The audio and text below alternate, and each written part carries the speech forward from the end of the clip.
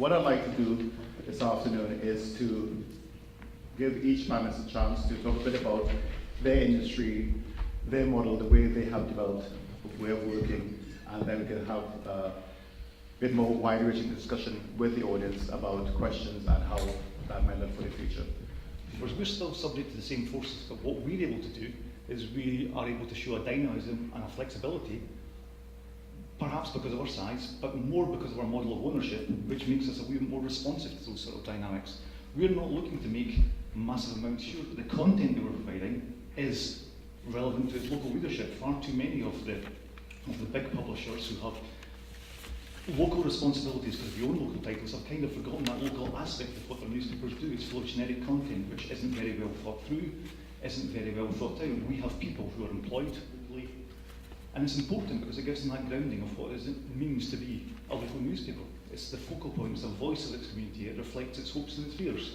And we find that our model of ownership embraces that, because what we're doing is we're keeping that not only spirit alive, but we're able to reinvest in it in a way that some of the bigger companies can't do. If we're making a margin of 1%, it's great, because first and foremost we're providing local news, we're keeping the newspaper alive for the local community, but equally as important, we're providing good jobs locally. Jobs, a skill set that doesn't exist anywhere else in the West Highlands. So we're able to do that, and as I say, some of the commercial forces that are driving the bigger newspaper publishers, if we can do that as a small publisher, pay NUJ going rates for contributors, pay staff a good wage, not just a living wage or a national living wage, but a very good wage for being locally, there's no other reason other newspapers can't do that, if you're operating on. But it's a different focus to what we do. That employee ownership, as they give us that flexibility, but it makes us look at profit and news in a different way. We don't see news as a commodity just to make us wealthy. We see news as serving a local need, but we also see it as an important function of what the community is. Commercial media and the newspapers. There are successes investing in local news, albeit in the broadcast sector now.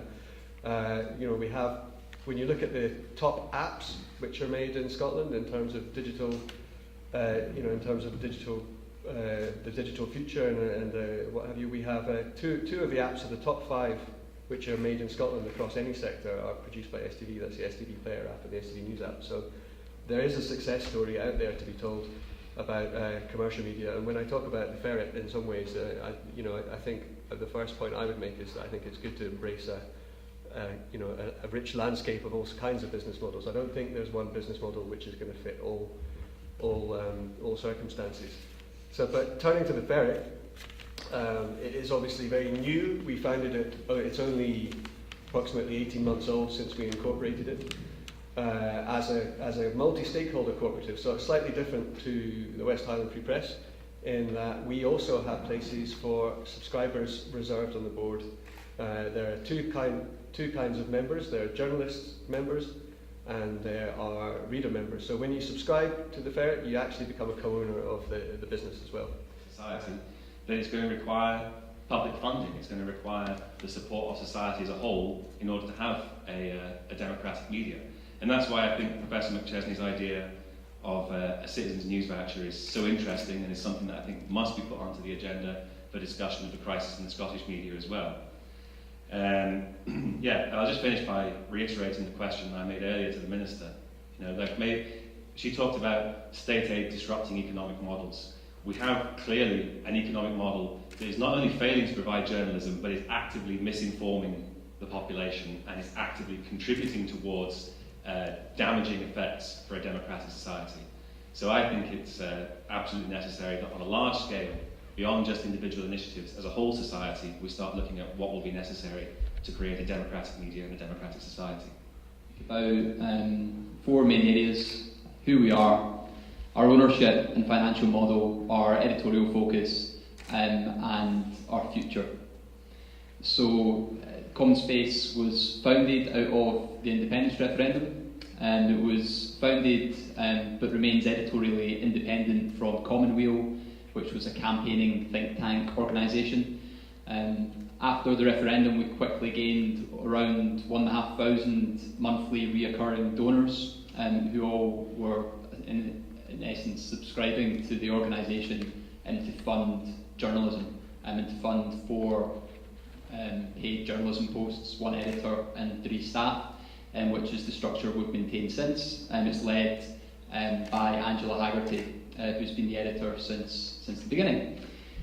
What's our ownership on is I have written about politics and constitutional affairs. That's maybe not what everyone likes doing. So in some ways we are obviously focusing on a specific area, which isn't perhaps the same type of thing as the likes of Vice, obviously seeking large private capital investments and investor funding. And at the same time, I think the way we set up the organisation over the last 2.5 years, some ways represents the loss of experience within the media industry as well. Like people like myself who've worked for the organisation have largely come into it from a sort of postgraduate position as people sort of learning the trade and learning more about media.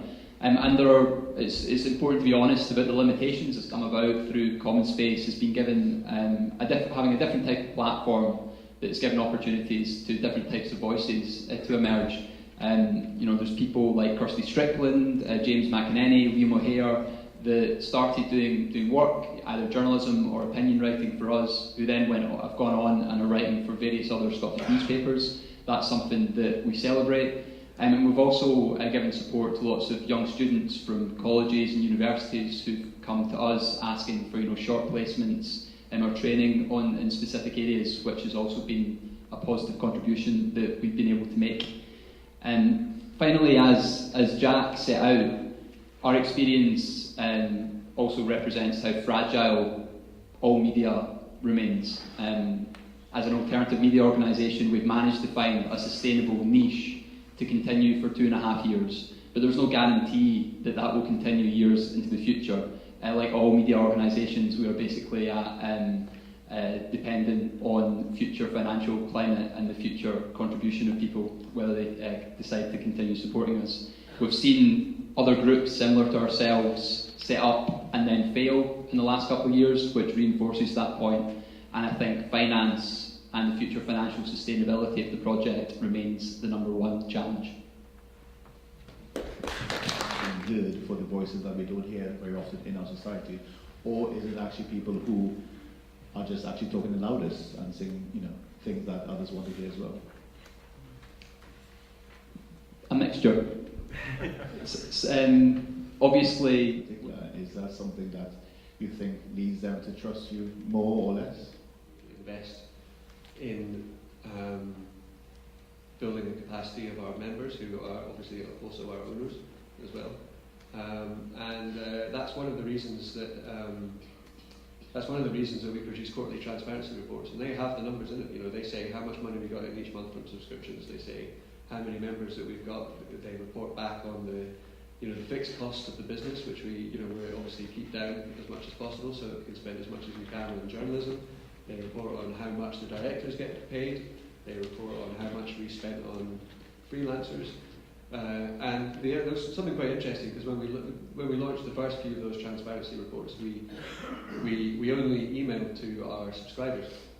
And actually what we've realised is there's actually demand from other people to see that.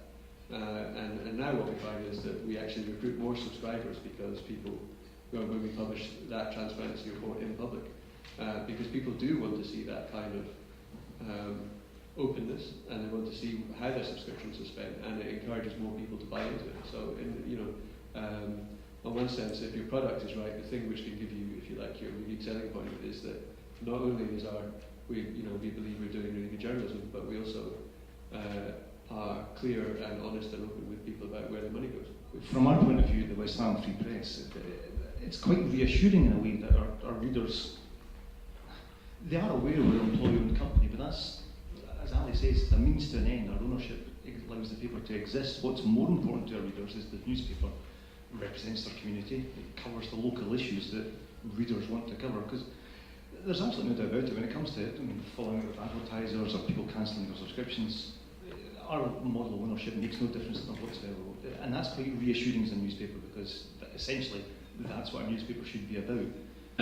If the Professor's proposal is the ultimate solution or would solve all problems, what I do think we need to confront is the possibility that maybe there isn't. And it's not impossible for a media organisation to survive and to thrive in that type of environment. But to have the level of coverage, the number of working journalists, the competition amongst journalists for stories and for information, I'm quite sceptical of it for the reasons that I mentioned, which is the advertising model isn't there. The advertising has fundamentally changed how it works in the last 10, 15 years to a model of complete surveillance and absolute individualised targeting. And so if we're facing a reality where there maybe isn't a commercial solution to this problem, then that's why I think we have to look for a public solution.